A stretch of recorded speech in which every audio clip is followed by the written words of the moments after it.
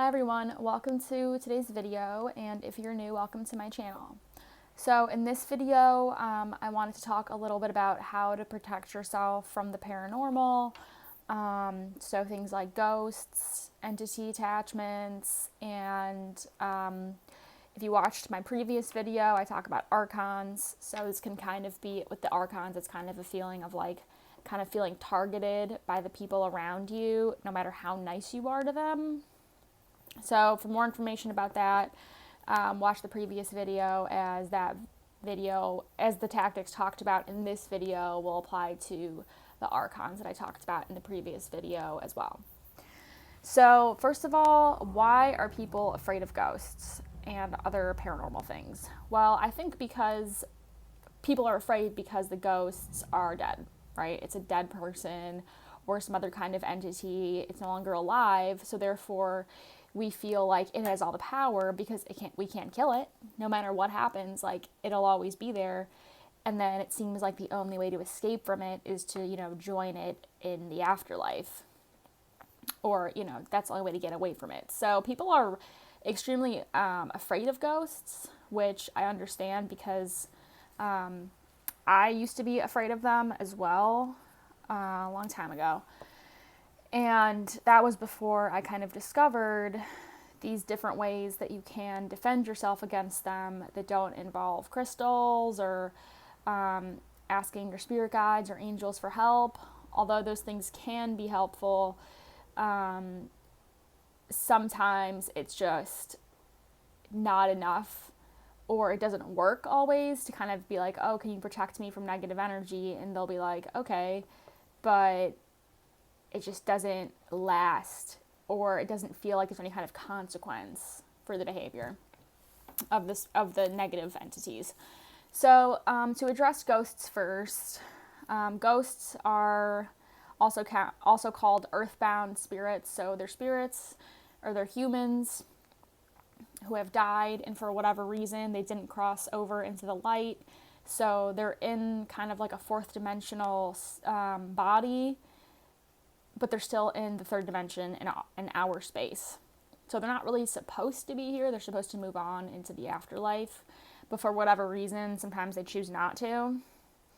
And if you're curious about some of those reasons, I have other videos talking about how why sometimes they don't cross over into the light, and how I help them cross over, or how I talk them into crossing over if they need help, if they want help. So the way that this works is that the moral of the story basically is that you can fight back against ghosts and other paranormal things. It just takes a certain, level of knowledge or a certain skill set to know what can you actually use against them. And what you can use against them is taking away their ability to absorb energy. Because at its core, that's how the darker entities, or even ghosts, not necessarily because they're evil, but just because they're not supposed to be here, they're supposed to go cross over into the light. Just because of that, they will have to drain the energy in the spaces that the living occupy in order to sort of sustain themselves, because again, they no longer have a physical body, but they're still in the third dimension. Or in our dimension, they're not where they're supposed to be. So the way that you can fight back against them is that you set an intention for 24 hours and then reset it every 24 hours. Or you can try to structure it in a way that it will automatically reset itself every 24 hours. So what you can say is something like, you can just say this to yourself or write it down. You don't need to say it out loud, because you're not asking other beings for help. You're just creating like a force field or a reward and punishment system within your energy field.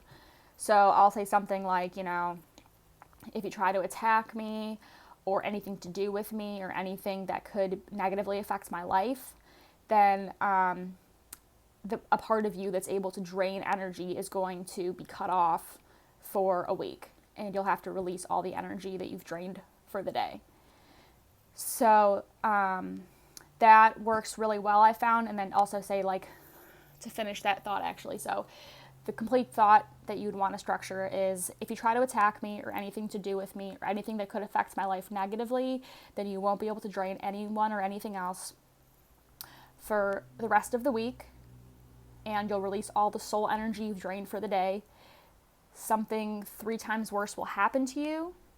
And if you try to attack me through someone else, then all of these things will happen to you, but 3 times worse. Thank you, thank you, thank you, thank you, thank you, thank you. Keep in place for the next 24 hours. Okay, so just write that down or say that to yourself, and then you'll see that the things will slowly start to shift away from you. Because again, why are these ghosts or entity attachments interacting with the living? It's because they need our emotional energy a lot of the time, which is fear. So they're feeding off of the fear. So when you take away their ability to feed, and don't just try to take it away, just set the intention, like, if this happens, this is what will automatically happen to you, like I just said, and they will have to stay away, because again, that's all that matters to them, is being able to gather that emotional energy to sustain themselves.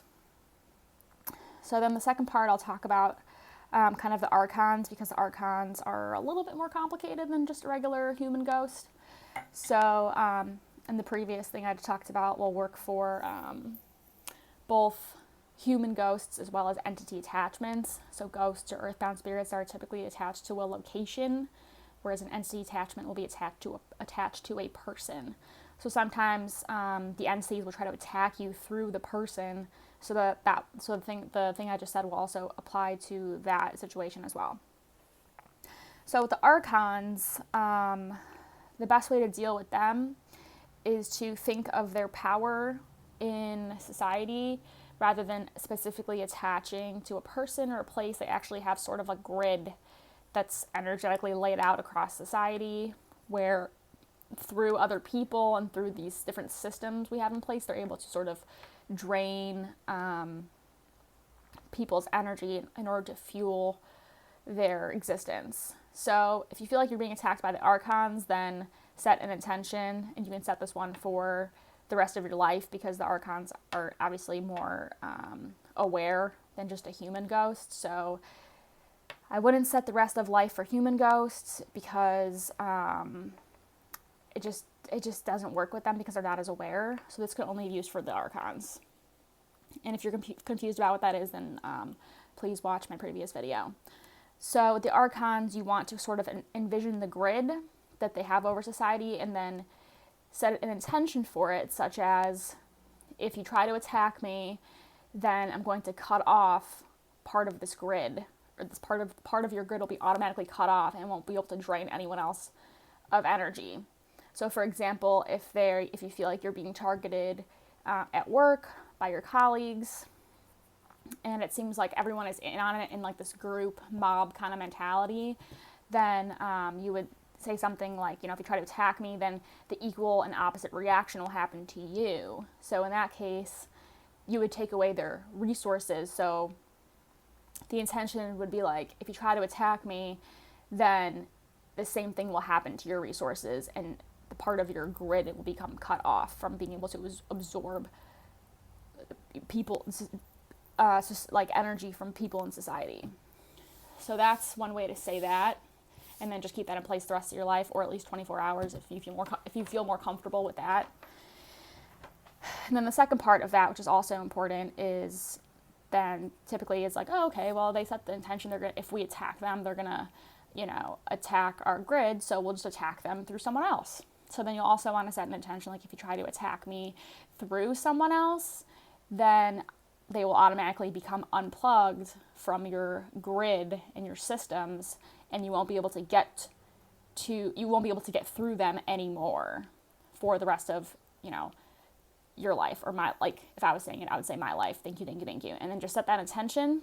And if I would recommend taking notes about what I just said, and then just writing it down and sort of writing your name on it, and then just keeping it somewhere private. That way you can always refer back to the intention and keep it strong moving forward.